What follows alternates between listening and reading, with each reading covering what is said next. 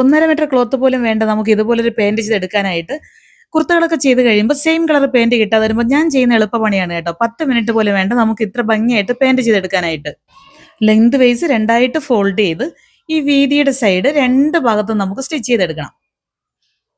ഇത് കണ്ടോ, ഈ സൈഡിലും ഒന്ന് സ്റ്റിച്ച് ചെയ്ത് ക്ലോസ് ചെയ്തെടുത്താൽ മാത്രം മതി. ഇത് ഞാൻ ഇതുപോലെ രണ്ട് സൈഡും ക്ലോസ് ചെയ്തെടുത്തിട്ടുണ്ട്. ഇതിനെ നമുക്ക് ഈ ഒരു സൈഡിൽ നിന്ന് ഒരു 10 ഇഞ്ച് ലെങ്തിലൊന്ന് മാർക്ക് ചെയ്തെടുക്കണം. സ്ട്രെയിറ്റ് ഇതുപോലെ ഒന്ന് പിടിച്ച് ഒരു 10 ഇഞ്ച് മാറ്റി ഒന്ന് മാർക്ക് ചെയ്ത ശേഷം ആ 10 ഇഞ്ച് മാർക്ക് ചെയ്ത പോയിന്റിൽ നിന്ന് ലെവൽ ചെയ്ത് ഇങ്ങനെ എടുക്കണം. കാരണം ഇത് ക്ലോത്ത് ഒന്ന് ക്രോസ് ആവാനാണേ.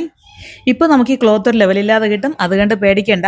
ഈ 10 ഇഞ്ച് മാർക്ക് ചെയ്ത് ആ പോയിന്റിൽ നമ്മൾ പിടിച്ചിട്ടുണ്ടല്ലോ, അവിടെ നിന്ന് ലെങ്തിൽ ഒരു സ്റ്റിച്ച് കൂടെ കൊടുക്കണം. സ്റ്റിച്ച് കൊടുത്തു കഴിയുമ്പോൾ നമുക്കൊരു ബാഗ് പോലെ ഈ ക്ലോത്ത് കിട്ടും. കണ്ടോ, ഇതാ ഇങ്ങനെ കിട്ടും. ഇതിന് നമുക്കതാ ഈ കോണ് സൈഡിൽ നിന്ന് ഇതുപോലെ ഒന്ന് പിടിക്കണം. രണ്ട് സൈഡിൽ നിന്ന്, സെന്റർ ഭാഗത്ത് ലെവൽ ചെയ്യാൻ നിൽക്കണ്ട. രണ്ട് ഭാഗത്തുനിന്നും ഇതുപോലെ കോണായിട്ട് പിടിച്ച് ഓപ്പൺ ചെയ്ത് കൊടുക്കാനുണ്ട്. കണ്ടോ, ഇതുപോലെ കിട്ടും നമുക്ക്.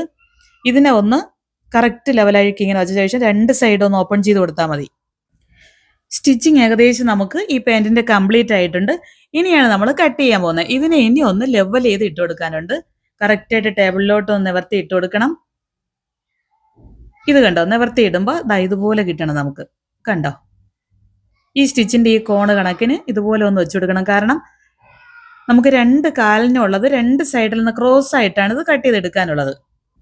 രണ്ട് സൈഡിലും ഈ നീളത്തിനൊരു ട്രയാങ്കിൾ പോലെ കാണുന്നുണ്ടല്ലോ, ഈ രണ്ട് സൈഡും നമുക്ക് രണ്ട് കാല് കട്ട് ചെയ്തെടുക്കാനുള്ളതാണ്. ഒരു സൈഡ് ലെവൽ ചെയ്ത് കൊടുത്ത ശേഷം നമുക്ക് എത്രയാണോ വേസ്റ്റ് റൗണ്ട് വേണ്ടത്, ഞാനിവിടെ 11.5 മാർക്ക് ചെയ്യുന്നുണ്ട്.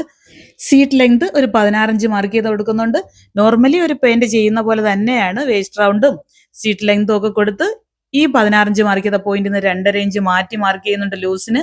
അത് ഇതുപോലെ ഒന്ന് വളച്ച് മാർക്ക് ചെയ്ത് കൊടുക്കുന്നുണ്ട്. കണ്ടോ, ഇത് നമുക്ക് ഒരു കാലിന് വേണ്ടിയിട്ടുള്ളതാണ്. ഇനി എത്രയാണോ ലെങ്ത് വേണ്ടത് അതിവിടെ മാർക്ക് ചെയ്ത് കൊടുക്കണം. ഞാനൊരു 40 ഇഞ്ച് മാർക്ക് ചെയ്ത് കാലിന്റെ ഒരു 6 ഇഞ്ച് മാർക്ക് ചെയ്ത് അതൊന്ന് മാർക്ക് ചെയ്ത് കൊടുത്തിട്ടുണ്ട് ഒരു കാലിന്.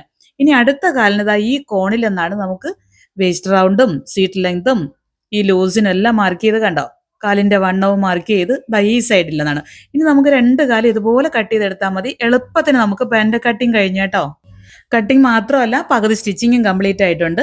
ഇത് രണ്ട് കാലം കട്ട് ചെയ്തെടുത്ത് മാറ്റി. ഇതിനിടയ്ക്കുള്ള ഈ പീസ് വേസ്റ്റ് പീസാണ്. ഇനി രണ്ട് കാലം തമ്മിൽ ഇതുപോലെ ഒന്ന് യോജിപ്പിച്ചൊന്ന് സ്റ്റിച്ച് ചെയ്തെടുത്താൽ മാത്രം മതി.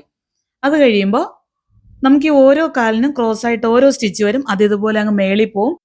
ഞാനിപ്പോൾ ബാലൻസ് ക്ലോത്ത് കട്ട് ചെയ്ത് മാറ്റിയതാണ്. നമുക്ക് എത്ര ലെങ്തിലും ഈ പാൻറ് ചെയ്തെടുക്കാം. ചുറ്റി പോട്ടായാലും സ്ട്രെയിറ്റ് പാൻറ്റായാലും പെൻസിൽ കട്ട് പാൻറ്റായാലും നല്ല ഭംഗിയായിട്ട് നമുക്ക് ഇതേ മെത്തേഡിൽ ചെയ്തെടുക്കാൻ പറ്റും.